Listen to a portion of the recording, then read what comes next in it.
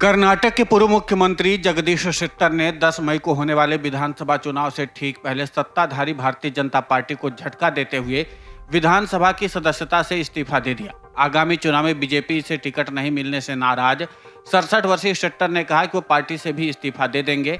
वहीं उनके कांग्रेस से जुड़ने की संभावनाओं को लेकर के सवाल किया गया तो उन्होंने फौरन कहा, मैंने इस पर अभी कोई फैसला नहीं किया है। सिरसी में विधानसभा अध्यक्ष विश्वेश्वर हेगड़े को सदन से अपना इस्तीफा सौंपने के बाद शेट्टर ने कहा, मैं केवल हुबली धारवाड़ मध्य की विधानसभा सीट चाहता था।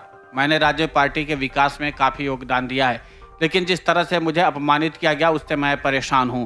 मैंने सोचा कि मुझे उन्हें चुनौती देनी चाहिए, इसलिए मैंने चुनाव लड़ने का फैसला किया है। मैं उस पार्टी से इस्तीफा दे दूंगा जिसे मैंने राज्य में बनाया था। शेट्टर के बीजेपी छोड़ने की अटकलें काफी वक्त से लग रही थी। इसे लेकर कर्नाटक से सीएम बसवराज बोम्मई ने मीडिया से बातचीत में कहा, यह दुर्भाग्यपूर्ण है कि वो आज इस्तीफा देने जा रहे हैं। वो पूर्व सीएम और पार्टी अध्यक्ष भी रह चुके हैं। पार्टी पर थोड़ा असर तो पड़ेगा, लेकिन बीजेपी इससे उबरने में सक्षम है। पार्टी ने युवा पीढ़ी को रास्ता देने का फैसला किया।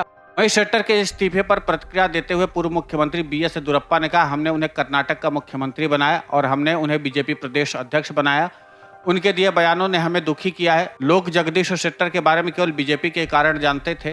कर्नाटक की जनता जगदीश शेट्टर को कभी माफ नहीं करेगी। येदियुरप्पा ने बताया कि धर्मेंद्र प्रधान ने जगदीश शेट्टर को कैबिनेट में मंत्री पद की पेशकश की थी। हमने जगदीश चकनाचूर के परिवार को टिकट की पेशकश की थी, लेकिन उन्होंने इसका जवाब नहीं दिया। येदियुरप्पा ने कहा, मैं जगदीश शेट्टर से पूछना चाहता हूँ कि वो कांग्रेस में क्यों शामिल हो रहे। अगर वो भाजपा में वापस आते हैं तो हम उनका स्वागत करेंगे। इससे पहले शनिवार रात को ही कर्नाटक के पूर्व मुख्यमंत्री बसवराज बोम्मई और केंद्रीय मंत्री प्रहलाद जोशी और धर्मेंद्र प्रधान ने शेट्टर से उनके आवास पर मुलाकात की थी। बीजेपी ने पूर्व मुख्यमंत्री शेट्टर से युवाओं के लिए रास्ता बनाने के वास्ते 10 मई को होने वाला विधानसभा चुनाव नहीं लड़ने को कहा है। बोम्मई, जोशी और प्रधान के साथ बैठक से पहले शेट्टर ने संवाददाताओं से कहा, उन्हें अपने परिवार के किसी भी सदस्य को चुनाव लड़ाने की पेशकश की गई है, लेकिन उन्होंने कहा कि वो इसके लिए सहमत नहीं है। 12 अप्रैल को ही कर्नाटक बीजेपी के वरिष्ठ नेता पूर्व डिप्टी सीएम लक्ष्मण सावदी ने भी पार्टी से इस्तीफा दे दिया था। सावदी ने कहा था, मैंने अपना फैसला कर लिया है। मैं भीख का कटोरा लेकर घूमने वालों में से नहीं हूं। मैं एक स्वाभिमानी राजनेता हूं। मैं किसी के बहकावे में आकर के काम नहीं कर रहा हूं।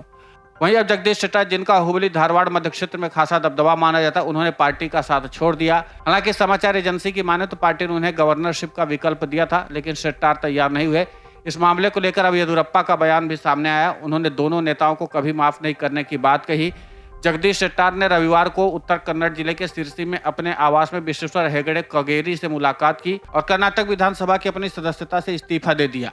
इस दौरान उन्होंने पत्रकारों से कहा कि वो बीजेपी से इस्तीफा देने के लिए वे बेंगलुरु रवाना होंगे। उन्होंने कहा, मैंने बीजेपी छोड़ने का फैसला किया है। कोई पीछे मुड़कर नहीं देख रहा है। मैं अपने फैसले पर पुनर्विचार नहीं करूंगा। Video desk अमरुजाला.com। अमर उजाला अब आपके टीवी पर भी।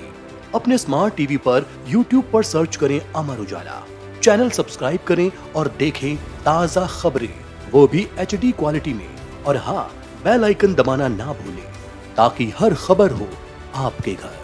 अमर उजाला, निष्पक्ष, निर्भीक, निरंतर।